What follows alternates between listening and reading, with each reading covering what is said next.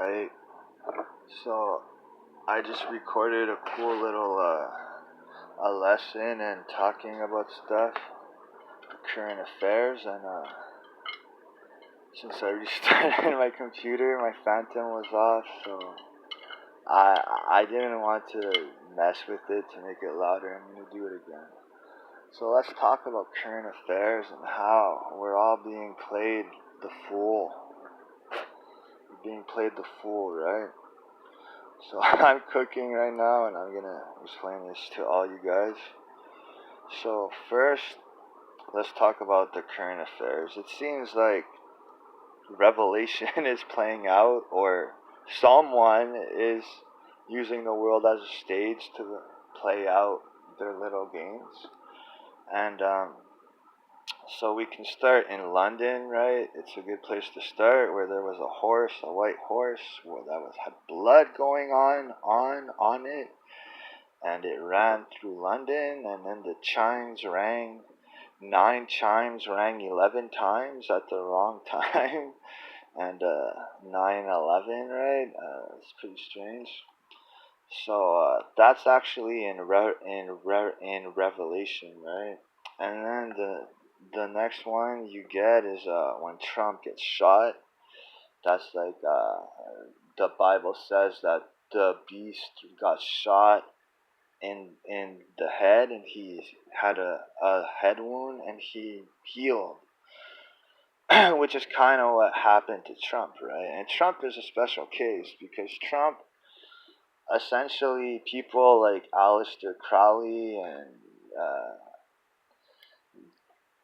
the Parsons guy and all of these guys, they did a ritual, and Trump was born aligning with all of their prophecies and stuff. So whether Trump wants to or not, he is one of the Moonchild candidates, one of the candidates for the Antichrist to enter in, I guess, right, is what they're fighting for. And he doesn't even want to be that, but there's an Illuminati game card, right? The card game from the early 90s. It says enough is not enough, and it shows Trump with a bullet whizzing past his ear, right? So what did Hulk Hogan say when he talked? Enough was enough, right? So now that's more, and now you have this Olympic stuff, which is starting to cause it's like they're telling you the full truth and then the full lie at the same time, and having everyone fight. So you had these kind of drag queens and stuff reenacting the Last Supper, and it was all designed so once everyone would get mad, they would turn around and say, you're a fool. Can't you see that this is Greek mythology? But the thing that they're not telling you is that Dionysus and Jesus share a lot of the stories. And not only that, but Dionysus, the cult, is a cannibal cult, right? It's a sacrifice cult. And if you look at the Last Supper, it's also about cannibalism, right?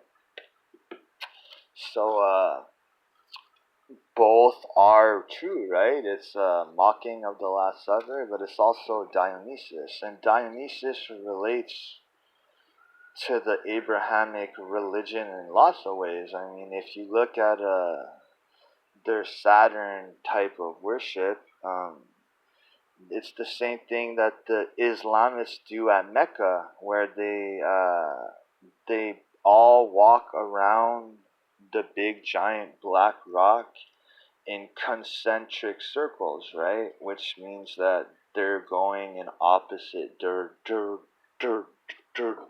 directions, and that's the same thing that the Dionysus cult do in front of a fire, right? It's the same spiritual technology or approach, right? So that's kind of weird. And then you have the next thing is boom, the guy. There's a pedo looking guy, and it seems like his ball sack is hanging out. So now everyone is mad about this. And then it turns out, you're dumb. It's not that. It's that he has a hole in his stocking. Now they're talking about an event, right, where the bands aren't even allowed to play in fear of there having something go wrong. Everything is highly managed and calculated, and the idea that a professional wouldn't have another pair of tights inside his bag when he was part of such a professional high end endeavor or performance is laughable, right? Like that's not how professionals proceed through their affairs, right? Because let's say you were putting it on and it fully rips, and now what, you're gonna go there naked?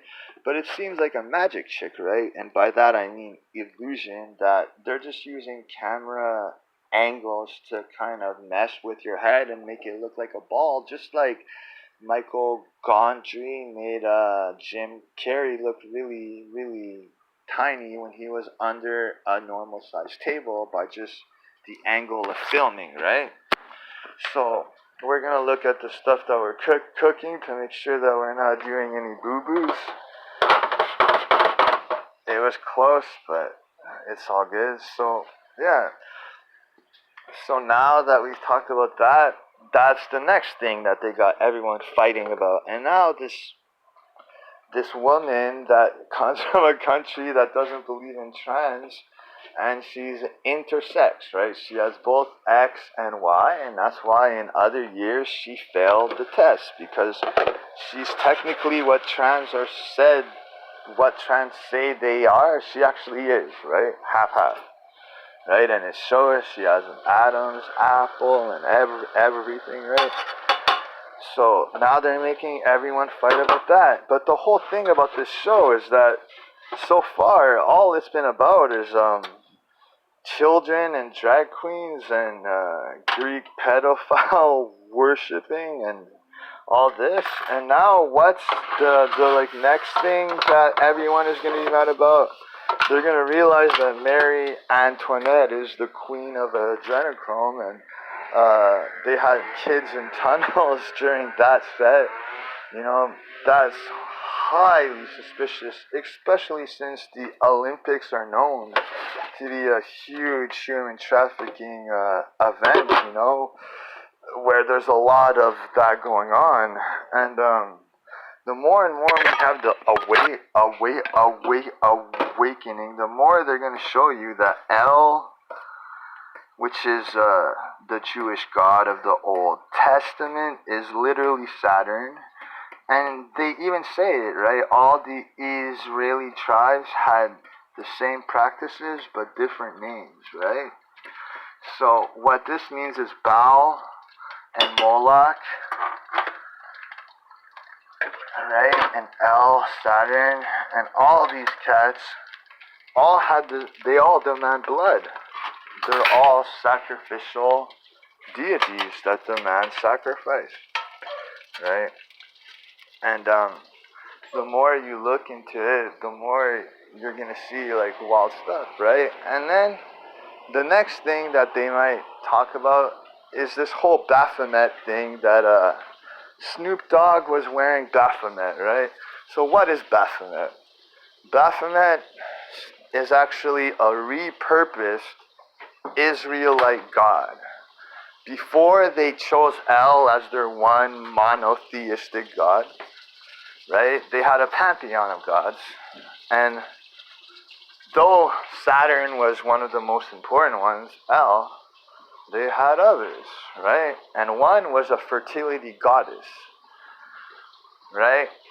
And the Levi, right? The Levi, we know this guy from Levite Sabbatism that led to Frankism, right? Which is open pedophilia rituals and these types of things, and they were so bad that the entire Jewish community just threw these guys out of their country. They're like, "You're dementoids, we can't have this shit going on." And what's funny is that Jared Falk literally has direct bloodline to the biggest guy that influenced the royals of all the European countries and the Vatican in the 1700s.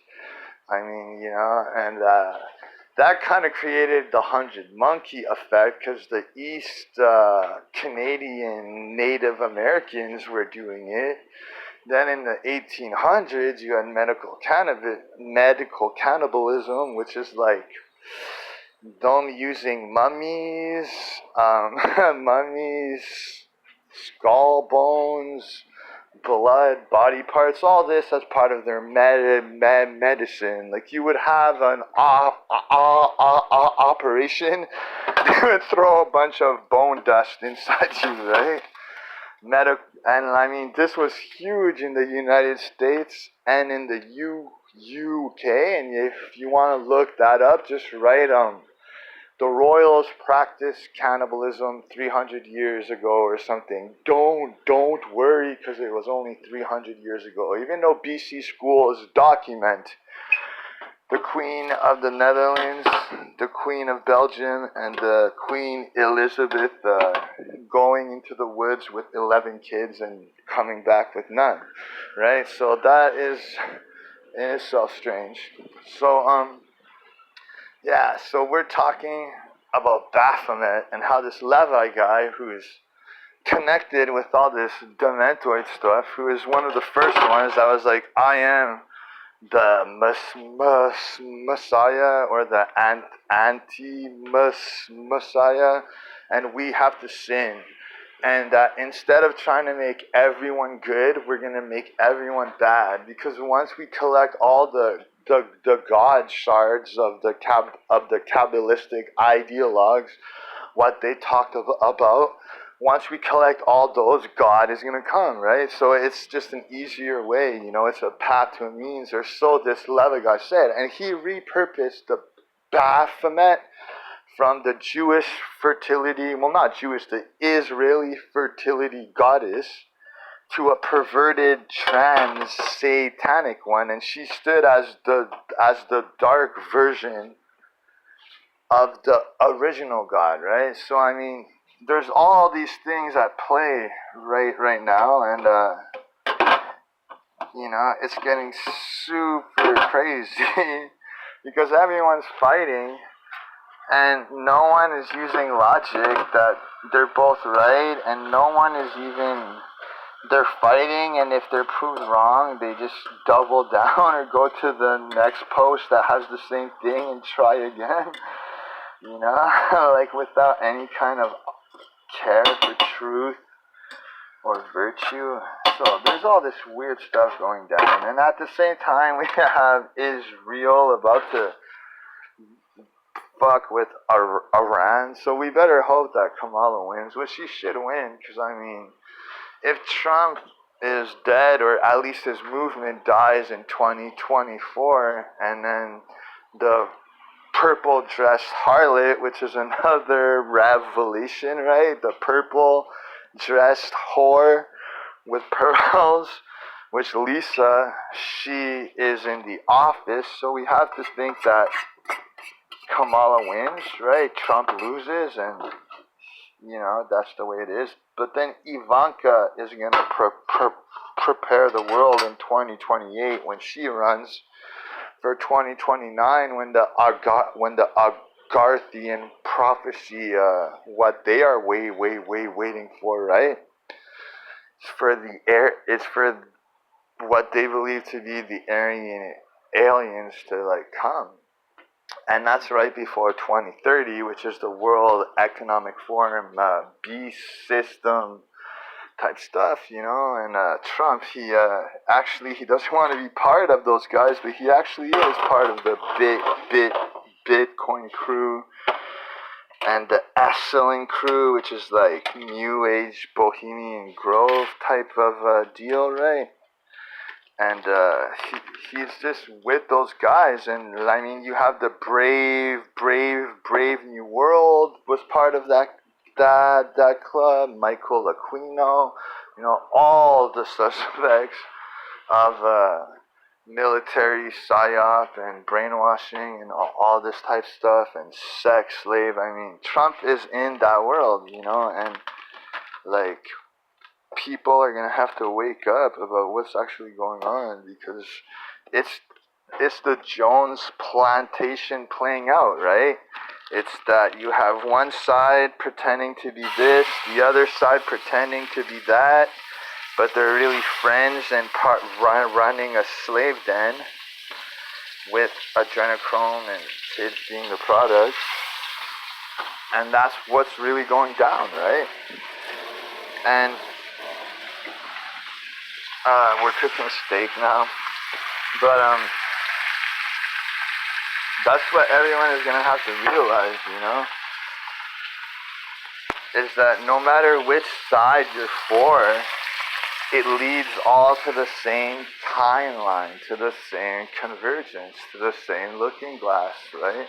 To the same picture, to the same prophecy, which Zoroaster handed down. But he said that at the end you will rule until the end, but at the end you will fall. And they chose the mechanism of evil. And they is not any particular, race. It's the elites of all of the races that think they are the descendants of a different race, right? Of the Nephilim race. And God gave his kingdom to the humans, which is every race and everyone that just doesn't do this bad stuff. And they are gonna try to take his fucking kingdom, right? But it's not theirs. They belong underground, right? And that's the whole deal of, the coeval situation. And I gave some drum tips, but I guess